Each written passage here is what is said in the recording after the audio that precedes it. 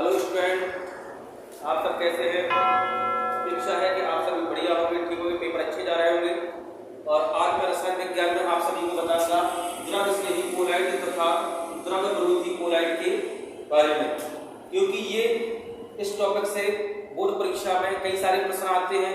द्रव स्नेही कोलाइड, द्रव विरोधी कोलाइड, स्कंदन, स्वर्ण संख्या, पैप्टीकरण, ये सारे जितने भी प्रश्न हैं मैं आज सारे प्रश्न आपको कराऊंगा। और जरा ध्यान समझना इनको, जब हम इन्हें समझ जाएंगे तो आने वाली जितनी भी हेडिंग्स हैं वो आपको आसानी से समझ में आ जाएंगे। तो जैसे कि हमारी हेडिंग है कि द्रव स्नेही कोलाइड तथा द्रव विरोधी कोलाइड।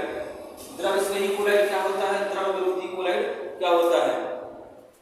तो द्रव स्नेही कोलाइड तथा द्रव विरोधी कोलाइड को समझेंगे हम कि जब विलायक जैसे जल,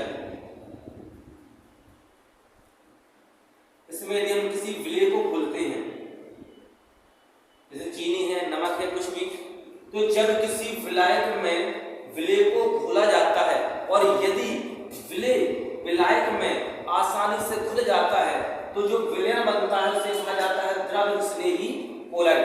जब हम विलय को विलायक में घोलते हैं और यदि विलय आसानी से विलायक में घुल जाए, इसे घोलने के लिए कोई विधि की जरूरत ना पड़े, तो फिर कोलाइड कहलाने लगता है द्रव स्नेही कोलाइड। जैसे हमने यदि चीनी को पानी में घोला तो चीनी पानी में आसानी से घुल जाती है, यानी चीनी विलय है और पानी क्या है हमारा, विलायक है, जल विलायक है। तो जब चीनी जल में आसानी से घुल जाती है तो जो विलयन बनता है उसे कहा जाता है द्रव स्नेही कोलाइड। विलय का दूसरा नाम लेते हैं हम परिक्षिप्त प्रावस्था। परिक्षिप्त प्रावस्था। और विलय को कहा जाता है परिक्षेपण माध्यम। ठीक है, चाहे से विलय कह दो और चाहे कह सकते हैं हम परिक्षिप्त प्रावस्था, विलायक भी कह सकते हैं, विलायक को दूसरा नाम दे सकते हैं हम परिक्षेपण माध्यम।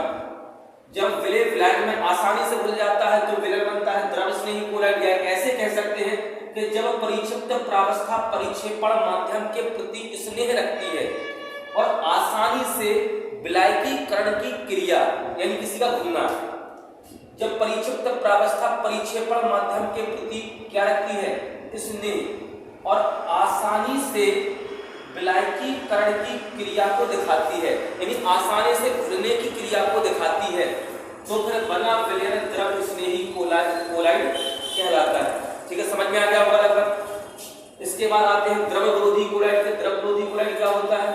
जब विलय विलायक में आसानी से नहीं घुलता है, इसे घोलने के लिए किसी न किसी विधि की आवश्यकता पड़ती है, तो फिर जो विलयन बनता है उसे कहा जाता है द्रव विरोधी कोलाइड। जैसे हमने सुना होगा गोल्ड सॉल्ट यानी सोने का पानी, सोना पानी में आसानी से नहीं घुलता है, इसे घोलने के लिए हम किसी न किसी विधि का प्रयोग करते हैं। सोना पानी में घुलता नहीं है लेकिन फिर भी हम सोने का पानी बनाते हैं, तो सोने को घोला तो गया होगा किसी न किसी विधि के द्वारा। तो जो सोने का जो पानी बनता है, जो गोल्ड सॉल्ट बनता है, उसे कहा जाता है द्रव विरोधी विलयन।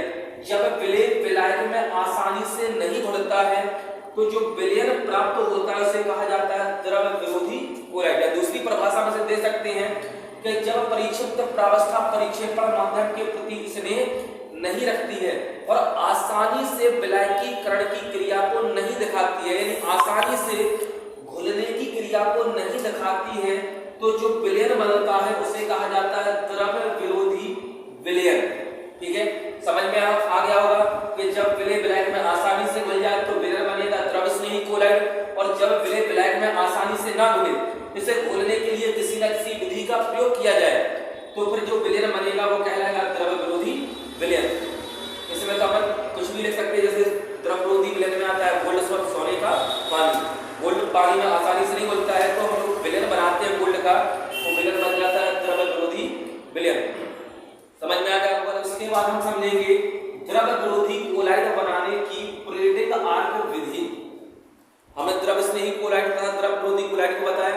द्रव स्नेही कोलाइड तो आसानी से बन जाते हैं, जैसे उसे हम जल में डालेंगे आसानी से घुल जाएंगे और द्रव स्नेही कोलाइड बन जाएगा, परंतु द्रव विरोधी कोलाइड आसानी से नहीं बनते, जैसे गोल्ड सॉल्ट हमने बताया था। तो गोल्ड सॉल्ट बनाने के लिए हम विधि लगाते हैं फ्रेडिंग आर्क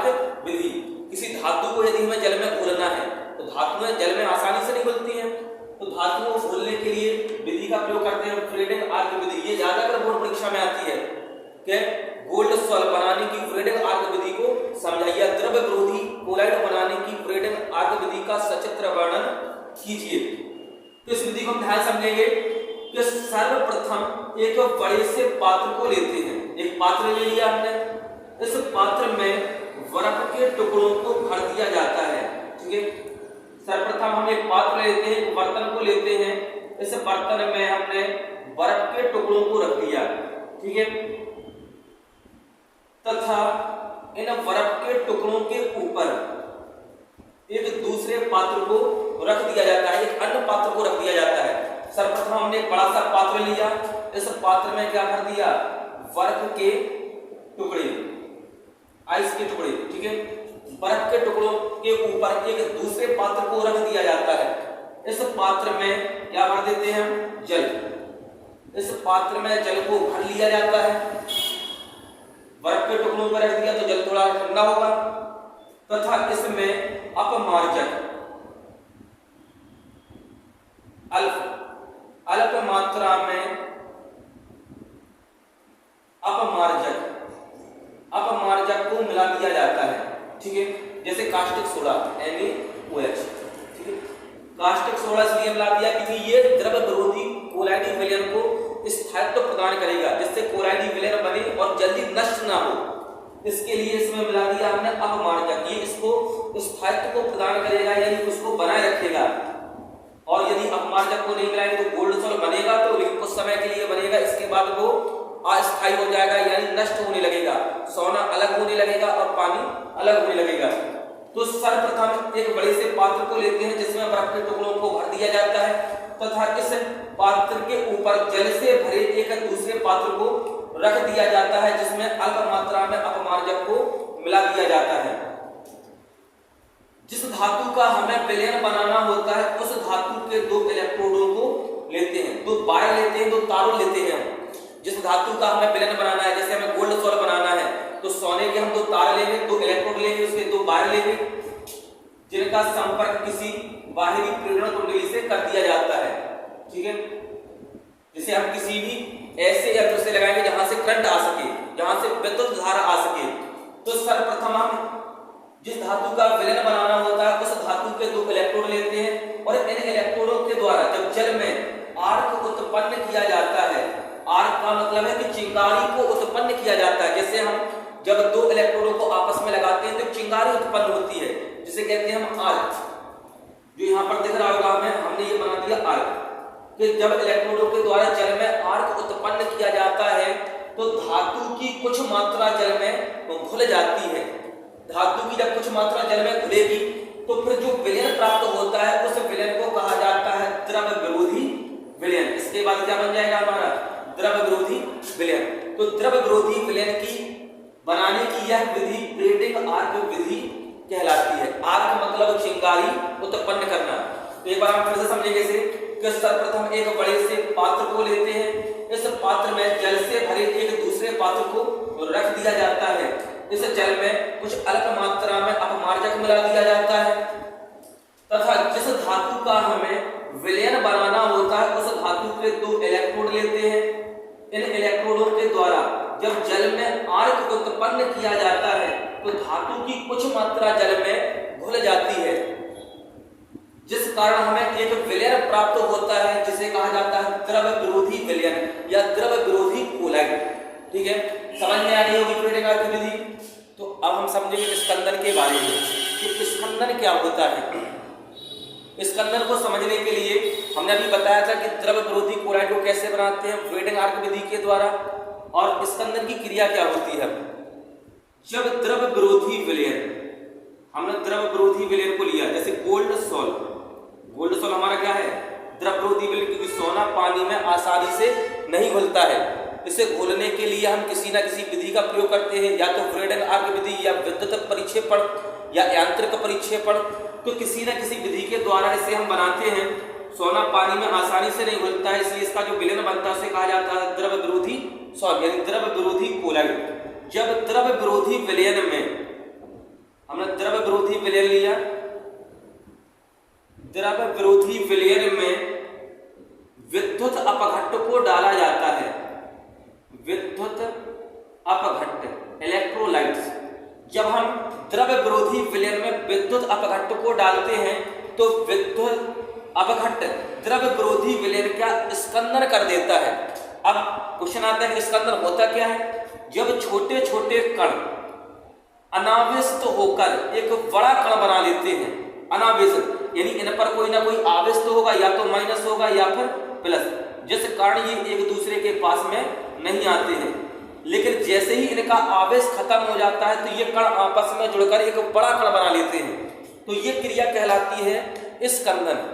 जैसे हम दैनिक जीवन में समझे दूध है, दूध हमारा कोलाइडी विलयन है, तो दूध में हम जैसे ही नींबू को डालते हैं सारे वसा के कण एकत्रित हो जाते हैं और एक बड़ा कण बना लेते हैं। पानी अलग हो जाता है, वसा अलग हो जाती है, तो ये घटना कहलाती है स्कंदन। ठीक है, तो जैसे ही हम द्रव विरोधी विलयन में विद्युत अपघट्ट को डालेंगे तो जो सोना होगा अलग हो जाएगा और पानी अलग हो जाएगा। ये क्रिया क्या कहलाएगी? स्कंदन। यानी छोटे छोटे कणों का अनावेशित होकर जुड़ना और बड़ा कण बना लेना, ये क्रिया कहलाती है स्कंदन। तो जब द्रव विरोधी विलयन में विद्युत अपघट्ट को डाला जाता है तो द्रव विरोधी विलयन का स्कंदन होने लगता है, यानी छोटे छोटे कण अनावेशित होकर बड़ा कण बनाने लगते हैं। क्वेश्चन आ गया थी लघु में, जैसे स्कंदन किसे कहा जाता है? तो केवल इतना सब नहीं लिखना है, केवल इतना लिखना है तुम्हें कि छोटे कणों का अनावेशित होकर एक बड़ा कण बना लेना, यानी छोटे कणों का आपस में जुड़कर एक बड़ा कण बना लेना क्रिया स्कंदन कहलाती है। समझ में आ गया होगा? तो स्कंदन होता है किसका है? द्रव विरोधी कोलाइडों का। जब द्रव विरोधी कोलाइड में हम विद्युत अपघट्ट को डालते हैं तो द्रव विरोधी विलयन का क्या होने लगता है? स्कंदन। इस स्कंदन को समझाने के लिए हार्डी-सुलजे ने एक नियम दिया, जिस नियम को कहते हैं हम हार्डी-सुलजे का नियम। अब हार्डी-सुलजे का नियम क्या था?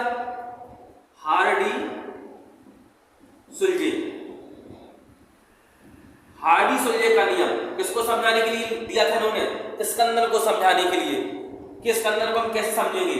तो स्कंदन को समझाने के लिए हार्डी-सुलजे ने एक नियम दिया जिसे हार्डी-सुलजे का नियम कहते हैं। इस नियम के अनुसार, नियम क्या था इनका?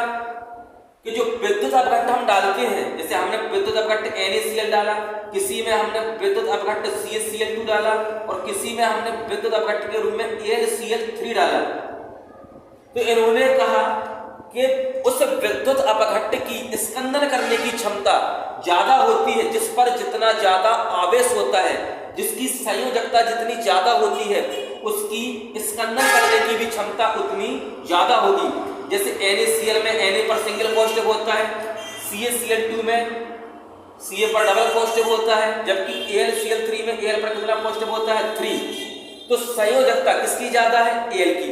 तो Al की स्कंदन करने की क्षमता भी ज्यादा होगी।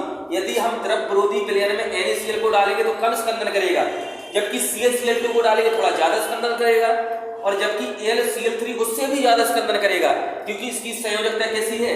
सबसे ज्यादा। Na और Ca की अपेक्षा Al की संयोजकता ज्यादा है, इसलिए इसकी स्कंदन करने की भी क्षमता ज्यादा होगी। ये किसने बताया था? हार्डी-सुलजे ने। इन्होंने कहा था कि जब द्रव विरोधी विलयन में हम विद्युत अपघट्ट को डालते हैं तो स्कंदन होने लगता है, ठीक है, परंतु उस विद्युत अपघट्ट की स्कंदन करने की क्षमता ज्यादा होती है जिस पर जितना ज्यादा आवेश होता है। ठीक है, इसमें ये तो दिया था इन्होंने पहला पॉइंट। दूसरा पॉइंट में क्या कहा कि द्रव विरोधी विलयन का स्कंदन विद्युत अपघट्ट के वो आयन करते हैं, यानी विपरीत आयन करते हैं।